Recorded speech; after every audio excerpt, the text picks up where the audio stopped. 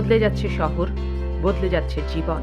এই সময়ের চার নারী: ব্যারিস্টার লারা আমিন, ভিডিও জার্নালিস্ট টিয়া গোমেজ, সহকারী পুলিশ কমিশনার দিল আফরোজ, ডকুমেন্টারি নির্মাতা আশালতা বর্ণা।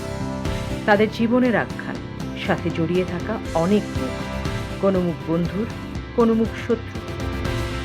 এই নিয়ে দীর্ঘ ধারাবাহিক তিলোত্তমাস, এই সময়ের নারী।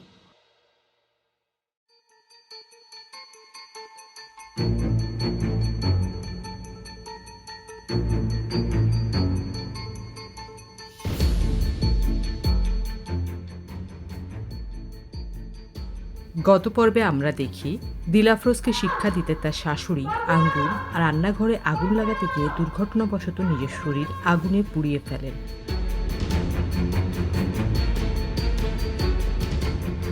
ওদিকে ঠান্ডা যুদ্ধ শুরু হয় আশিক মুমিত, ববি মিশু এবং পর্ণা ফারজানার মধ্যে। বিষয়টা কি হচ্ছে মনি? আমি কোনোভাবে বুঝতে পারছি না বিষয়টা কি হচ্ছে। পুরো সিচুয়েশন আমার কাছে আনএক্সপেক্টেড। আরে ছোট ভাই, কি পথ ভুল করে নাকি? আরে ভাই, একটু আগে এক দরজার সামনে কথা বললে এক গ্লাস পানি না খেয়েও ফেরত আসা লাগলো। এখানেও কি তা হবে? আরে প্রশ্নই ওঠে না। Thank you. Most welcome, most welcome. আচ্ছা ভাই, এক কাপ কফি হবে? আরে সেটা আবার জিজ্ঞেস করতে হয় নাকি? এই শ্রাবস্তি, শ্রাবস্তি, ছোট ভাই বসো বসো বসো বসো। শ্রাবস্তি, এই শ্রাবস্তি, এই যে শ্রাবস্তি, রিফাতের জন্য অসাধারণ এক মগ কফি খাওয়াতে পারবে না? না, পারবে না। চেহারাটা দেখেন না। আমি কি শুধুমাত্র চ্যানেলে জব করার মতন মানুষ? আমার কি কোনো পার্সোনাল আইডেন্টিটি নাই? এখানে হঠাৎ? তোমার আগলি ফেস দেখার জন্য। এই জন্যই না, একে আমার ভালো লাগে না। ফুতু ফুতু করে না কথা বললে আজকালকার মেয়েরা ছেলেদের পছন্দই করে না। ইনাম ভাই, তুমি তোমার গেস্টে কফি খাও তো। তুমি তোমার গেস্টে কফি খাও। আহা শ্রাবস্তি, রিফাত তোমার হাতে ছাড়া কারো হাতের কফি খাবে না, মজাও পাবে না। কি রিফাত, তাই না? ইমাম ভাই সরি, ভুল করে আসছিলাম, আমি যাই ভাই। এই এই এই, ছোট ভাই ছোট ভাই, বসো তো বসো। কি শ্রাবস্তি, রিফাতের ভুলটা দেখলা? দেখলাম, বেশ ভালো করেই দেখলাম। আচ্ছা ইনাম ভাই, আপনার অফিসে কি আর কোনো মানুষ নাই, নাকি এই একমাত্র বুয়া? এই, তুই আমাকে বুয়া বলবি না। বুয়া? তুই একটা বস্তির বুয়া। আরে এর হাতে কফি খাওয়া আমার রুচিতেই পোষায় না। এই, তুই বেরো, তুই বেরো, আয়, তুই বেরো, তুই আয়।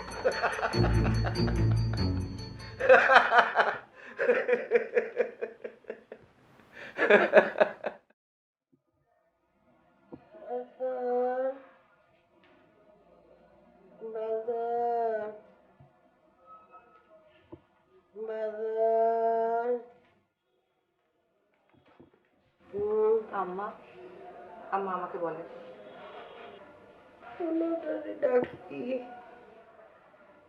সেই আমাকে পাঠিয়েছে।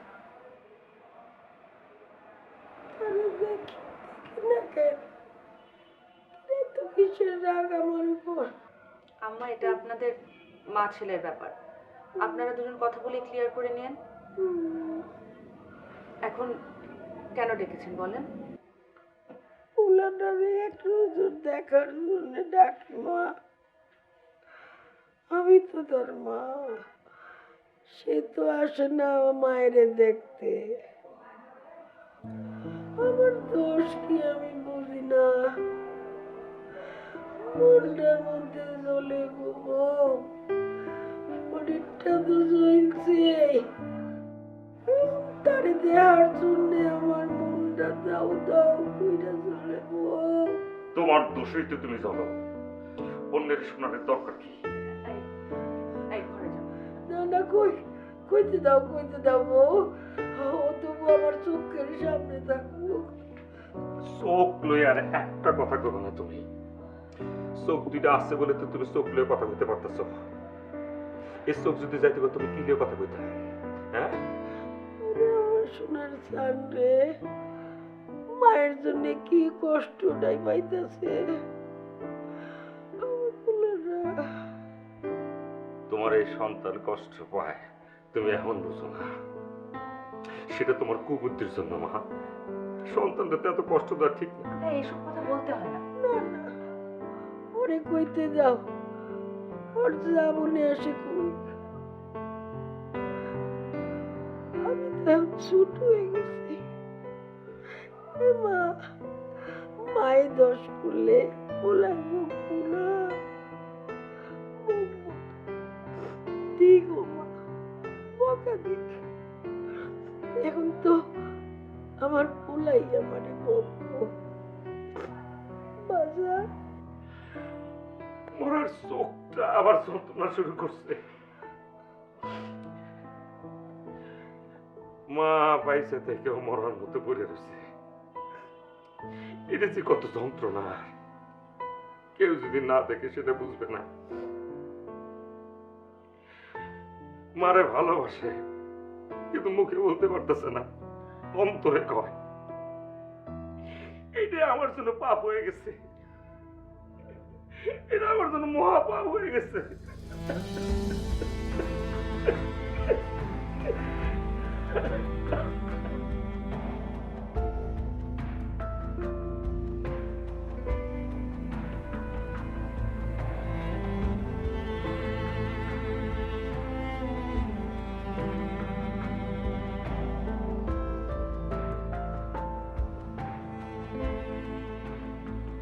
আপু, জ্যাক ভাইয়া আপু কোথায়? জাহান নামে, মিটিং এ যাবে না? জাহান নামের আগুনে জ্বালা পোড়া শেষ হোক তারপর যাবে। জ্যাক ভাইয়া, আপুর কি আসতে দেরি হবে? তোমার তো তারা কিসের? আশ্চর্য, আমার কি কাজ থাকতে পারে না? অফিস তোমাকে স্যালারি দেয় না? ভাইয়া, আমার কাজটা অনেক জরুরি। আমাদেরও একটা জরুরি সময় চলছে। তাহলে আমি কি আপুকে একটা কল করব? এই, তুমি তো খুব তাড়া দেখাচ্ছ অর্ষা। তোমার তো অস্থির পোলা পায় না, অন্তত ক্যামেরার পেছনে কাজ করতে পারে না। এই, তুই স্টুপিডের মতো হাসছো কেন? আপনি বলছেন আমি অস্থির? আমি না, আমার ছায়া বলছে। তোমাদের মতো এ যুগের পোলা পায় সবকিছু ফান ভাবে কেন তো? আর আপনি কোন বয়সের জ্যাক ভাইয়া? I am always 25। G, like bonsai. তুমি কিন্তু বেশ ফাজি। আমার ধারণা এই জন্যই আপু আমাকে সিলেক্ট করেছে, যে কিনা আপনাকে মিষ্টি ভাষায় উত্তর দিতে পারে। বেশি ফাল পেরো না ময়না। একটু কথা বলতে জানলে মানুষ হওয়া যায় না। মানুষ হওয়ার জন্য অনেক কাঠ খড় পোড়াইতে হয়। সেদিকে মনোযোগ দাও।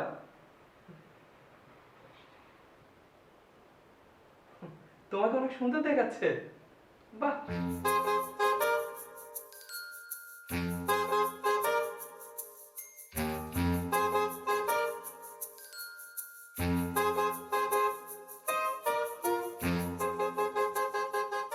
রিফাত, এটা আমার অফিস। জানি এটা আমার অফিস না। এতই যদি তুমি বোঝো তাহলে কেন এখানে কেন? তাহলে চলো বের হই, বাইরে এসব সব কিছু নিয়ে কথা বলি। অফিস আওয়ার এসব ইটিশ পিটিশ কথাবার্তা আমার ভালো লাগে না। ও আচ্ছা, আর অফিসের পর যে ইটিস পিটিস করে বেড়াও? জীবনটা আমার, আমি আমাকে চালাই, আমি কারো কথা মতো চলি না। সো ওকে ওকে, আইল control myself. Control your language. আরে বাবা, আমি কি আমার মনের কথাও বলতে পারবো না? তবে তাই যদি হয় তাহলে শ্রাবস্তী, কি ব্যাপার? আজকে কি মিটিং এর কথা ভুলেই গেছো? আর তার মধ্যে ঢাকা শহরের বোনাস হিসাবে যানজটও পাবে। ইনাম ভাই 5টা মিনিট। ইনাম ভাই, একটা মিনিটও সময় পাবে না তুমি। সেলফোনের যুগে কথা বলা কোনো কষ্টদায়ক কাজ না। কথাটা তুমি নিশ্চয়ই বুঝতে পেরেছো। রিফাত, তোমার সাথে আমি সামনাসামনি কথা বলবো, সেল ফোনে বলবো না, ঠিক আছে? তুমি ওয়েট করো। অলওয়েজ। কি মিয়া, একটা মায়া মানুষ তোমার চ্যালেঞ্জ ছুড়ে দিল। বড় ভাই, পুরুষ মানুষ দেখে মায়া মানুষের চ্যালেঞ্জ খুব সহজভাবে গ্রহণ করি, এটাই সাহসের পরিচয়। সাব্বাস। আচ্ছা ভাই, একটা কথা বলেন তো, অনেক আগেই অফিস থেকে ঘাট ধরে বের করে দিতে পারতেন, কিন্তু আমাদের এই বিষয়টা লাই দিচ্ছেন। নিশ্চয়ই একটা কারণ আছে ভাই। আমি তো বসন্ত না, ঝড়। আর ঝড়ের বেগে কাজ করতে আমি খুব ভালোবাসি। ঝড়ের মতন কি সবকিছু ডিস্ট্রয় করেন?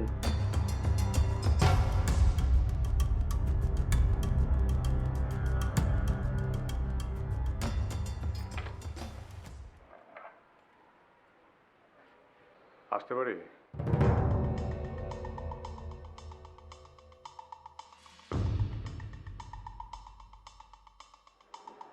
কি বলবেন বলেন?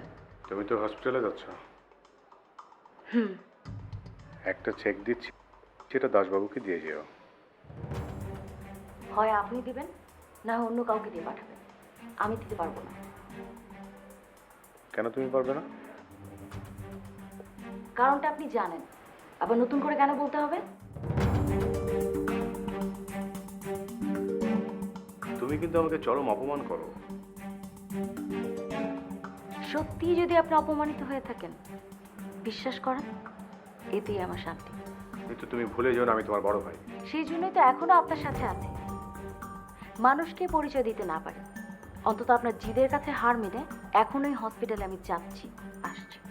কাজ তো আর করছো না। রুচিতে বাদে। এরকম একটা হসপিটালে কাজ করতে আমার রুচিতে বাদে। তাই বুঝি তুমি আরেকটা হসপিটালে পড়ে থাকো সবসময়? আপনিও তো তাই থাকেন। আমি না হয় ডাক্তার, সেখানে আমার পুরনো পেশেন্ট আছে। আপনি কেন ওখানে গেছেন? আর লারাপুর পিছনে এরকম ছায়ার মতো কেন লেগে আছেন? তার মেয়ের প্রতি আপনার এত ইন্টারেস্ট কেন?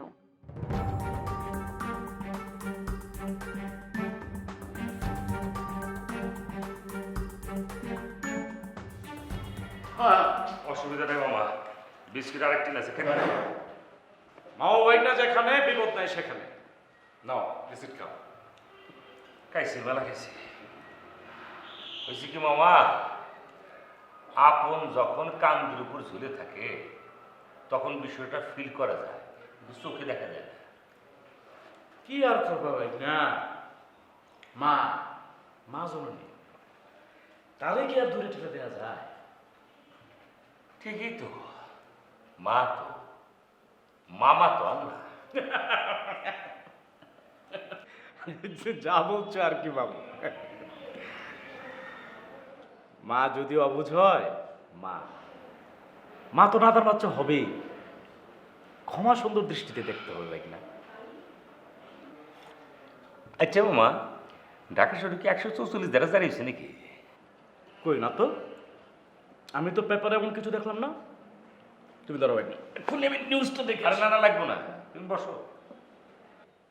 আরে বাবা, আমি ওই হিসাব করে বলতেছি, ঢাকা শহরের ভিতরে তুমি যে আসো সেটা এক প্রকার ঢাইকেই কিন্তু আসো, ঘর ধরে বাইরে তো যাও না, সেজন্য কইলাম আর কি। 144 দ্বারা দাঁড়িয়েছে নাকি?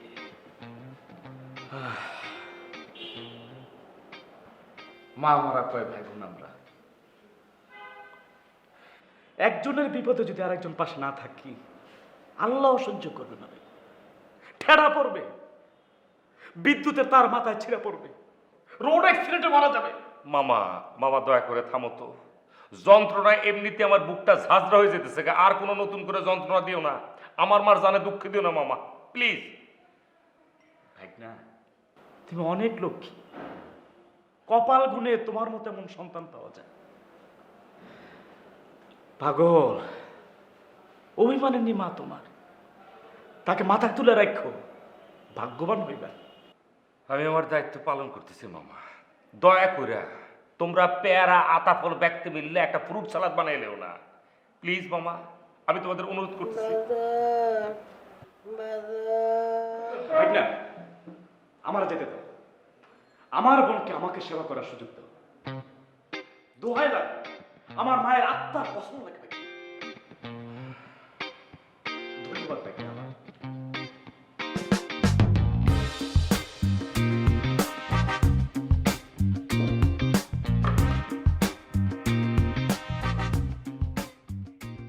আমার কাজ আমি করি, আমি কারো কাছে কৈফিয়ত দিতে বাধ্য নই।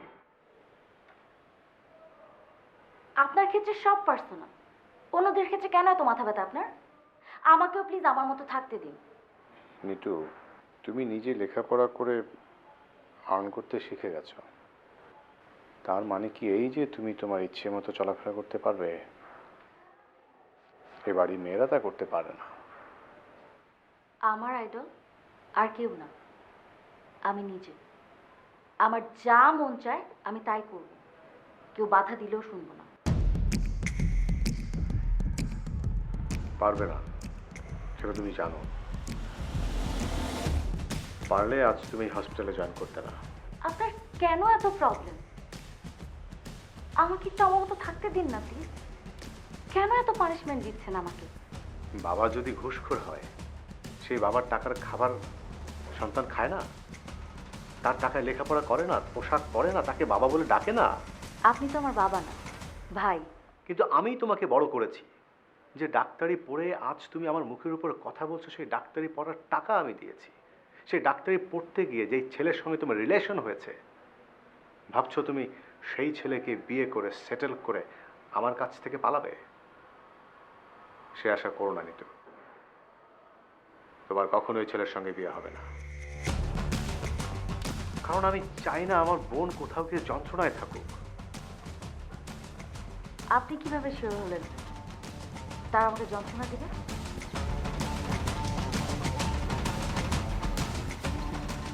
নিতু, আজ নয় কাল তারা তোমার ভাই সম্পর্কে জানবে।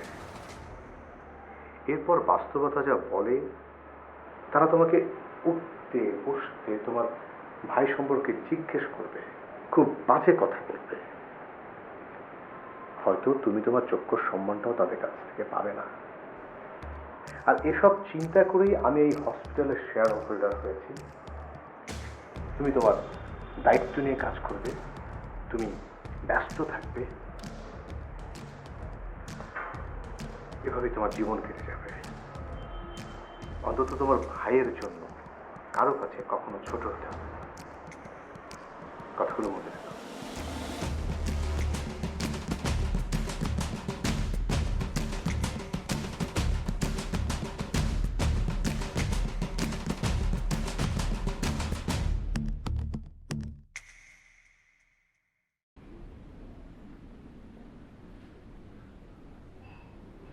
আচ্ছা ইনাম ভাই, এখানে গার্ডের মতন না বসে থেকে একটু যেতে পারবেন?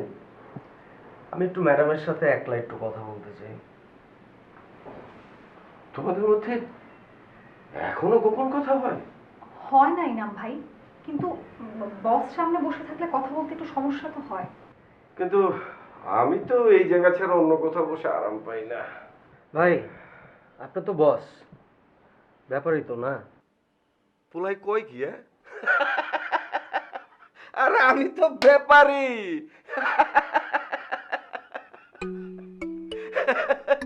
হয়েছে ইনাম ভাই, এখন একটু উঠুন, আমাদের একটু কথা বলতে দিন। মানে রিফাতের সাথে কথা বলার জন্য তোমার মধ্যে ভাই এখনো মাপ চাই, দোয়াও চাই, আপনার আর কিছু বলা লাগবে না। চল তো শ্রাবস্তী, আমরা বাইরে যাই কথা বলি।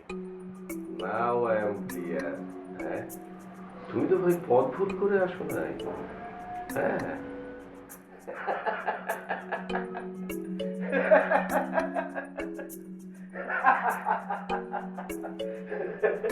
লোকটা না একটা হারামি, একদম শিয়ালের মতো।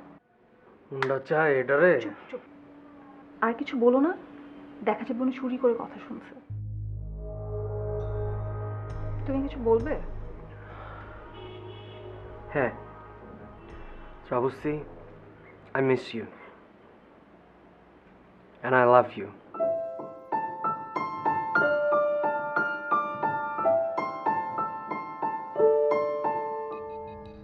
তুমি আমাকে অপমান করছো, তা আবার ওই ছেলের জন্য। বুঝতে যেহেতু পারছো তোমাকে অপমান করছি, তাহলে এখানে বসে আছো কেন? চলে যাও প্লিজ। বাবু, আমি তোকে ভীষণ ভালোবাসি। অফিসে বসতে পারি না এরম ভাইয়ের কারণে, এখানে বসতে পারি না তোদের কারণে। মানে আমার কোথাও কিছু ভাল লাগছে না।